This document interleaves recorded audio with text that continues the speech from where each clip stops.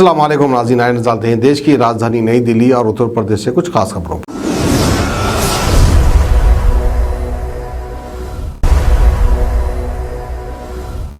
आप सभी का स्वागत है सच न्यूज में। आइए जानते हैं उत्तर प्रदेश और देश की राजधानी से कुछ खास खबरें।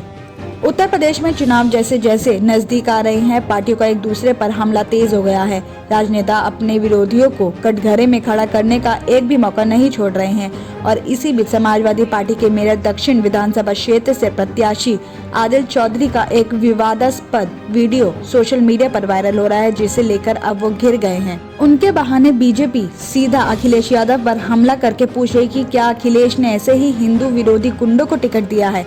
आपको बता दें कि दरअसल आदिल चौधरी एक मीटिंग के दौरान कुछ अपशब्द कहते दिख रहे हैं, जिसका वीडियो बीजेपी के आईटी सेल प्रमुख अमित मालवीय ने ट्वीट किया है।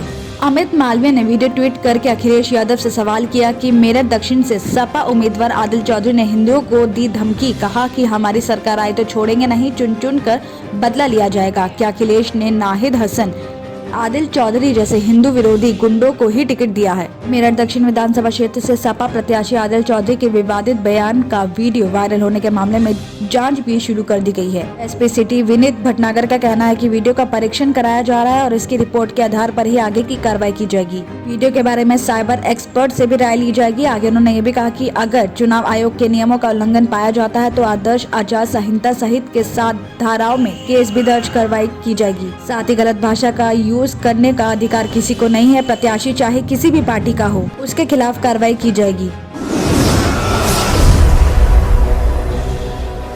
आतंकी हमले के गंभीर इनपुट को देखते हुए गणतंत्र दिवस समारोह की सुरक्षा के कड़े इंतजाम किए गए हैं, तो नई दिल्ली एरिया मंगलवार रात से ही छावनी में तब्दील हो गया है।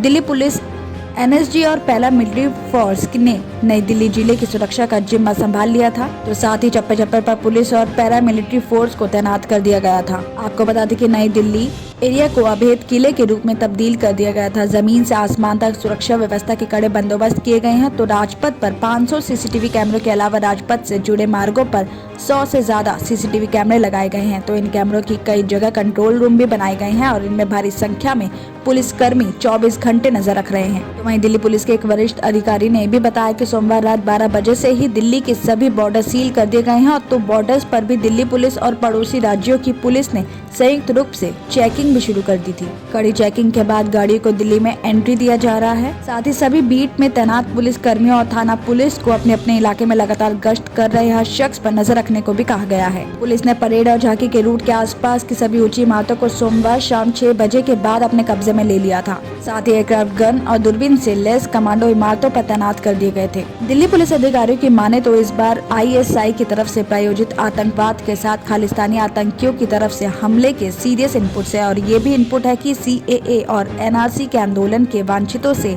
आईएसआई हाथ मिला चुकी है और वो इनसे आतंकी वारदात भी करवा सकती है। जो ऐसे में इस बार गणतंत्र दिवस के मौके पर परेड के अलावा जरूरी इमारत, भीड़भाड़ वाले बाजार और ऐतिहासिक इमारतों की सुरक्षा को कड़ा कर दिया गया है। उत्तर पूर्वी दिल्ली के शास्त्री पार्क इलाके में एक चौंका देने वाली वारदात सामने आई है। यहाँ 2 नाबालिग लड़कों ने 8 साल की बच्ची को अगवा करके उसके साथ सामूहिक दुष्कर्म किया है। पुलिस ने वारदात को अंजाम देने वाले दोनों पड़ोसी नाबालिग लड़कों को दबोच लिया है। पुलिस का दावा है कि एक लड़के की उम्र 12 तो दूसरे की 10 साल है। हालांकि पुलिस दोनों को सही उम्र का पता लगाने की कोशिश कर रही है। आरोप है कि सोमवार दोपहर करीब 2 बजे मासूम अपने घर के बाहर खेल रही थी और इसी दौरान 12 साल का किशोर बहला फुसलाकर मासूम को सुनसान जगह ले गया। इसके साथ 10 साल का लड़का भी वहां आ गया। आरोप है कि दोनों ने जबरन बारी बारी से मासूम के साथ दुष्कर्म किया।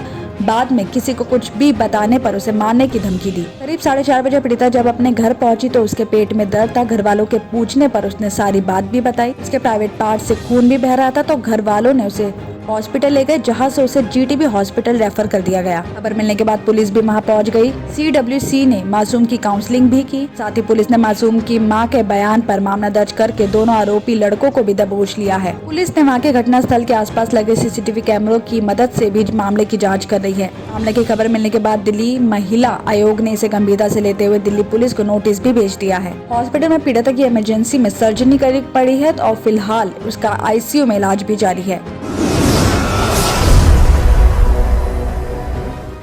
भारतीय प्रौद्योगिकी संस्थान दिल्ली के वैज्ञानिक तिरंगे के लिए एक ऐसा कपड़ा तैयार कर रहे हैं जो बारिश, बर्फ और समुद्री रेतीली हवा से भी खराब नहीं होगा। IIT दिल्ली के स्वत्रिक स्टार्टअप ने राष्ट्रीय ध्वज के लिए उन्नत कपड़े की संरचनाएं तैयार की है और भारत में मार्च तक प्रोजेक्ट पूरा होने की उम्मीद है और ये तिरंगा दिल्ली और लद्दाख के साथ 10 जगहों पर लगाया जाएगा। IIT दिल्ली के department of textile and fabric के प्रोफेसर और स्टार्टअप के मेंटर वैज्ञानिक विपिन कुमार ने बताया कि तिरंगे के लिए ऐसा कपड़ा तैयार कर रहे हैं जिस पर अलग अलग मौसम का कोई प्रभाव ना पड़े और इसकी बाकायदा लैब में टेस्टिंग भी हो रही है। प्रोफेसर कुमार ने बताया कि अभी 6 फीट लंबे और 9 फीट चौड़ाई से लेकर 60 फीट लंबे और 90 फीट चौड़े झंडे बनाए जा रहे हैं, लेकिन आने वाले समय में अलग अलग आकार के झंडे भी बनाए जाएंगे। लोक निर्माण मंत्री सत्येंद्र जैन ने मंगलवार को ट्वीट करके बताया कि और साथ ही एक वीडियो भी शेयर किया है जिसमें झंडे लगाने की प्रक्रिया और उसके महत्व को भी दिखाया गया है। PWD दिल्ली भर में 500 जगह पर ऊंचाई वाले तिरंगे लगाएगा, जिनमें से 75वें गणतंत्र दिवस के एक दिन बाद और शेष 31 मार्च तक